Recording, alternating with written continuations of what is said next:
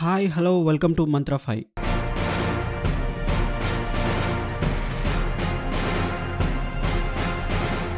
Nara Lokesh TDP జాతీయ ప్రధాన కార్యదర్శి ప్రజల ముందుకు రెడ్ బుక్ అనే ప్రచారం సాధనాన్ని తీసుకురావడం ఒక విశేషమైన అంశంగా ఉంది.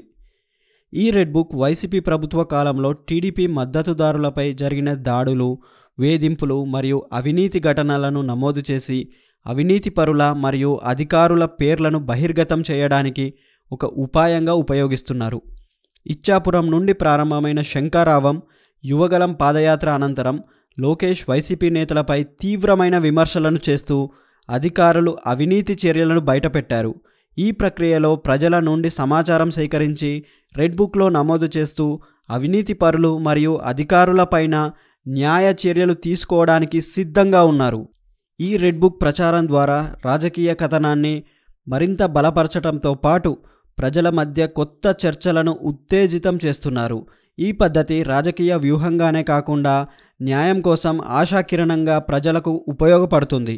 ఈ దృక్పథంతో లోకేష్ ప్రజల మద్దతును ఆకర్షించాలని ఆశిస్తున్నారు మరియు ప్రతిపక్ష పాలనలో అవినీతి మరియు దుష్ప్రవర్తనను బయటపెట్టాలని సంకల్పించారు.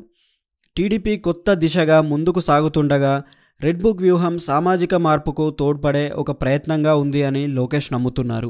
ఈ విధానం ద్వారా రాజకీయ విపక్షానికి బలమైన పాత్రను స్థాపించడం మరియు ప్రజాసేవలో నైతికతను పునరుస్థాపించడం లక్ష్యంగా ఉంది.